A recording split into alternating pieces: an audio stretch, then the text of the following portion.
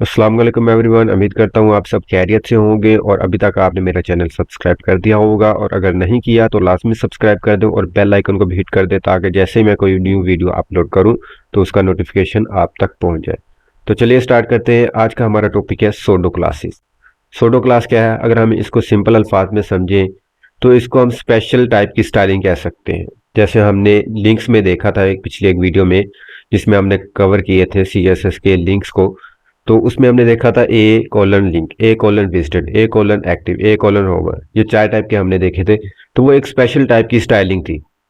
ठीक है, अगर लिंक विजिट हो चुका है तो उसका कलर और डिफरेंट हो जाए, उसकी स्टाइलिंग डिफरेंट हो जाए, उसका बैकग्राउंड कलर डिफरेंट हो जाए, और जैसे हम माउस ऊपर लेकर जाए तो उसको हम कहते हैं होवर, तो उसकी स्टाइलिंग डिफरेंट हो जाए। तो सेम एज इट, ये वही चीज़ है, style and element when a user mouse over it. Mouse over it मतलब जब माउस ऊपर लेकर जाते हैं होवर वाला इफेक्ट आता है। और इसके बाद विजिट आर अनविजिटेड लिंक्स, वही जो हमने लिंक्स में देखे थे।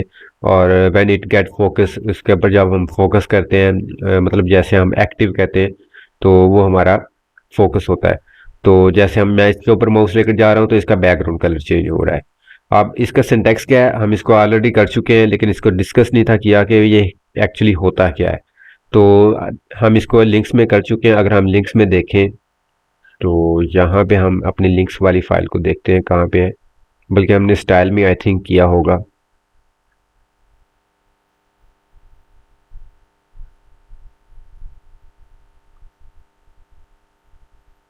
नहीं, बल्कि ये इस लिंक वाली फाइल में हमने इंटरनल ही की थी, हमने एक्सटर्नल फाइल में इसकी स्टाइलिंग नहीं की थी। हमने इसमें विजिटेड भी अप्लाई किया था, जैसे हमने यहाँ पे ए कॉलन होवर किया हुआ है, तो ऐसे हमने विजिटेड भी किया था और लिंक भी किया था, एक्टिव भी किया था। तो बेसिकली बताने का मकसद यही है कि ये इसका सिंटैक्स हम ऑलरेडी कर चुके हैं, लेकिन हमने इसको डिफाइन नहीं था किया।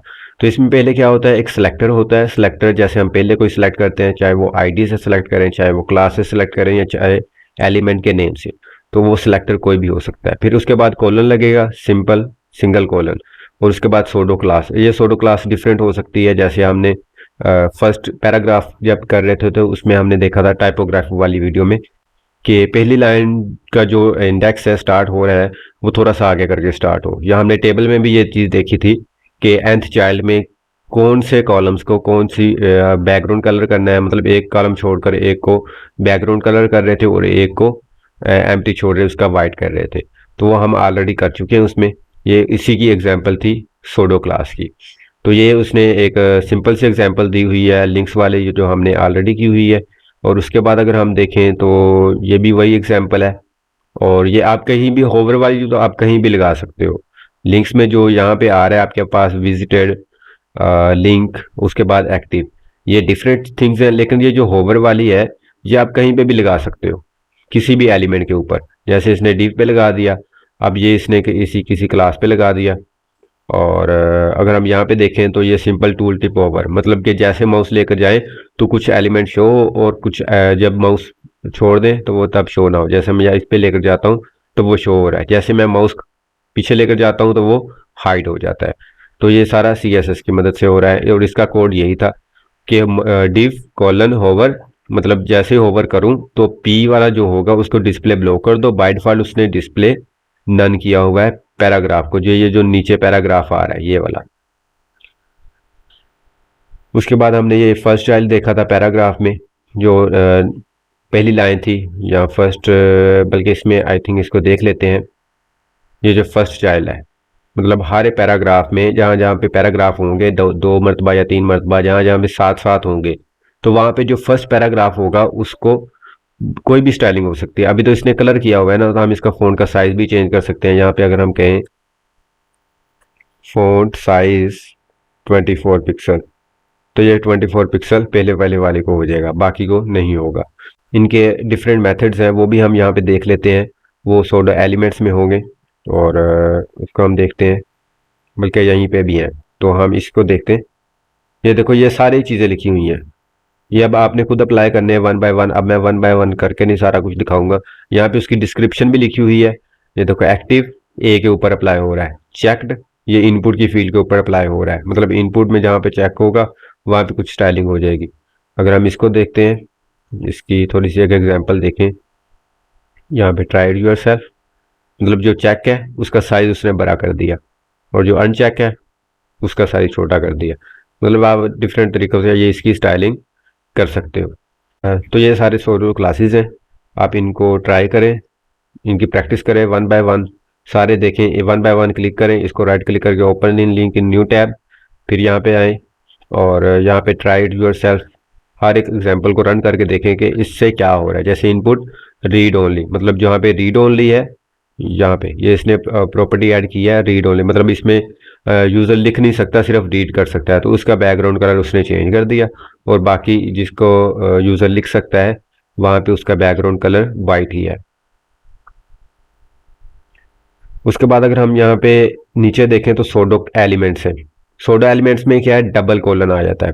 पहले क्या था, सिंगल कोलन था, लेकिन अब डबल कोलन आ चुका है, उसे कहते हैं सोडो एलिमेंट्स। ऊपर उसने लिखा है सोडो क्लासेस, और अगर हम नीचे देखें तो नीचे है सोडो एलिमेंट्स। अब अगर हम इसकी एग्जांपल देखें तो ये होगा, एक एलिमेंट है, उसके आखिर पे क्या होगा, बिफोर, मतलब जो अगर एलिमेंट है तो उसके बिल्कुल पहले क्या होगा, मतलब एक आफ्टर है और उसके पहले है। हम दोनों की यहाँ पे एग्जांपल देख लेते हैं। एक आफ्टर में अगर आपने राइट क्लिक करके नहीं जाना हो तो कंट्रोल प्रेस करके जिस पे ऊपर क्लिक करोगे तो वो न्यू टैब में ऑटोमेटिकली ओपन हो जाएगा। जैसे इधर मैंने कंट्रोल प्रेस करके लेफ्ट क्लिक किया तो वो ऑटोमेटिकली न्यू टैब में ओपन हो चुका है मेरे पास। तो ये शॉर्टकट की है, आप इसको यूज़ कर सकते हैं। अगर हम इसके अब एग्जांपल देखें, ट्राई इट योरसेल्फ, और इसमें कंटेंट का लाजमी होता है, एक कंटेंट आप लिखोगे तभी कंटेंट डिस्प्ले होगा। इसमें आप एम्प्टी भी छोड़ सकते हो या इसका कुछ और कंटेंट भी ऐड कर सकते हो आप अपनी मर्जी से। जैसे इसने ऐड किया हुआ है पी, एक पैराग्राफ है, वो कह रहा है कि इसके बाद में कुछ कंटेंट आए, जिधर जिधर पैराग्राफ हो उसके आखिर पे ये वाला remember this remember this remember this आ रहा है। अगर मैं अब इसकी वैल्यू सिर्फ ये कर दूं डैश, तो यहाँ पे क्या होगा, हर एक पैराग्राफ के आखिर पे डैश आ जाएगा। अब अगर मैं यही चीज़ H1 पे कर देता, ये हमारे पास H1 है, तो वो यहाँ पे H1 पे आ जाता ये। अब अगर हम यहाँ पे बिफोर में देखेंगे तो बिफोर इसके उल्टा है, ये वो बाद में आ रहा था, ये पहले आ रहा है। ये देखें, रीड दिस फिर डैश। अब यहाँ पे इसमें स्पेस ऐड करूँ तो वो स्पेस भी ऐड हो जाएगी यहाँ पे। और अगर मैं यहाँ पे ये ख़त्म कर दूँ तो वो यहाँ पे ख़त्म हो जाएगा। मतलब ये आप कहीं भी लगा सकते हो किसी भी एलिमेंट के ऊपर। एक ये चीज़ हो गई। और अगर हम इसके बाद देखें यहाँ पे फर्स्ट लेटर फर्स्ट लाइन, ये पैराग्राफ पे अप्लाई होता है कि फर्स्ट पैराग्राफ होगा या फर्स्ट लाइन जो पैराग्राफ की होगी उसको स्टाइलिंग करने के लिए। और ये एक मार्कर है कि जो लिस्ट के आइटम्स होते हैं उनको स्टाइलिंग करने के लिए यूज़ करते हैं। और ये पी की सिलेक्शन, मतलब जैसे ही यूज़र कोई सिलेक्ट करे तो उसका कलर क्या होगा, तो इसके लिए भी हम डिफरेंट कर सकते हैं। अगर हम इसको देखें अभी मार्कर को, तो आप देख सकते हो यहाँ पे मार्कर की उसने स्टाइलिंग का कलर चेंज कर दिया है। पहले हम क्या कर रहे थे, पहले कलर नहीं था हमारा चेंज हो रहा, पहले हम सिर्फ अप्लाई कर रहे थे। अब हम इसका कलर भी चेंज कर सकते हैं। इसका फोंट का साइज अगर हम बढ़ा कर देखते हैं, फोंट साइज 24 पिक्सल, देखते हैं इसमें अप्लाई होता है या नहीं होता। तो ये भी इसमें अप्लाई हो जाएगा, ठीक है। क्यों, क्योंकि हमने मार्कर पे अप्लाई कर रहे हैं तो सारा कुछ इसमें हो जाएगा। अगर हम बैकग्राउंड कलर करके देखें, बैकग्राउंड कलर रेड, तो बैकग्राउंड कलर रेड नहीं हुआ, ठीक है। तो इसमें मतलब कि आप जो अप्लाई कर सकते हैं वो आप करिएगा। इसमें ज़्यादातर तो हम बैकग्राउंड तो करते नहीं है, क्यों, क्योंकि इसमें कलर वगैरह ही होता है या फ़ोन का साइज़ ही होता है या इसकी जो स्टाइलिंग है या इमेज होती, इमेज हो तो इमेज के लिहाज से हम फिर इसको कर सकते हैं, इमेज की विड्थ हाइट वगैरह। अदरवाइज सारे इसमें अप्लाई नहीं होंगे, ठीक है। तो अगर हम इसके बाद देखें सिलेक्शन, ट्राई योर सेल्फ पे क्लिक करते हैं। अभी देखो तो अभी यहाँ पे कुछ भी सिलेक्ट नहीं है। अब किस पे अप्लाई है, कि सभी पे अप्लाई हो रहा है, मतलब जिधर जिधर एलिमेंट्स है सभी पे। अब मैं इस पे क्लिक करता हूँ तो इसका भी देखो यहाँ पे क्या था, कलर रेड, बैकग्राउंड येलो। इस पे क्लिक करता हूँ, इस पे भी सेम।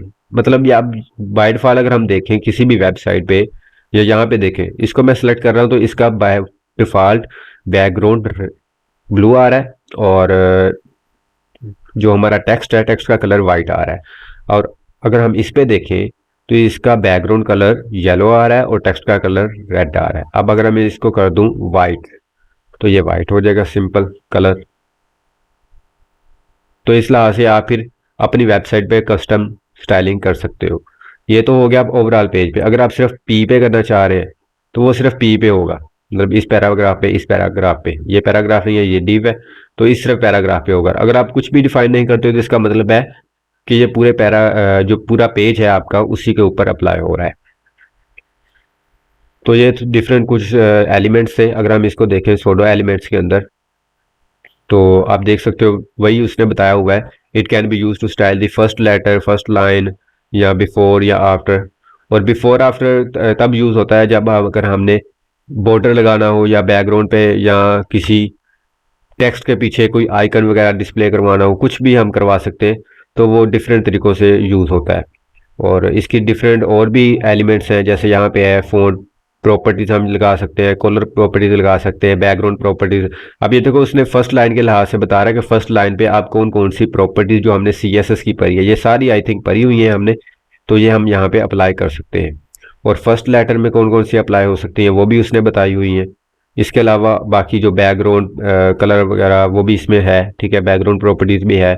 और अगर हम इसमें देखें मल्टीपल सोडो एलिमेंट्स, मल्टीपल सोडो एलिमेंट्स में क्या है जी, एक ही पैराग्राफ है उसके ऊपर फर्स्ट लेटर वाला भी अप्लाई कर रहे हैं और फर्स्ट लाइन वाला भी कर रहे हैं। इसको अगर हम एग्जांपल को रन करें तो यहाँ पे देखो वाई इसमें भी अप्लाई हो रहा है फर्स्ट लेटर, मतलब जो पैराग्राफ का फर्स्ट लेटर है वो। और यहाँ पे अगर ये देखा जाए तो फर्स्ट लाइन भी अप्लाई हो रहा है और इस पे भी अप्लाई हो रहा है।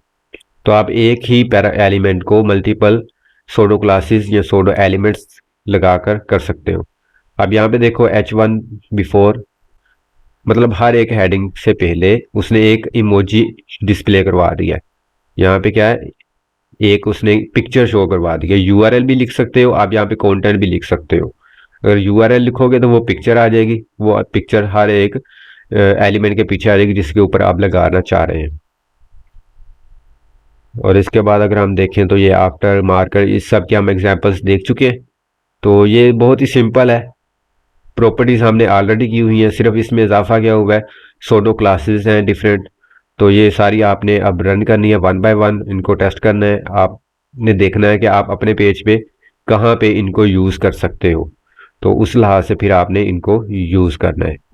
उम्मीद करता हूँ आपको समझ लगी होगी, और अगर नहीं समझ आई तो आप कमेंट बॉक्स में लाजमी बताएं ताकि मैं उसका आंसर कर सकूँ और आपको वो कंसेप्ट क्लियर हो जाए। तो मिलते हैं नेक्स्ट वीडियो में, तब तक के लिए अल्लाह हाफिज़।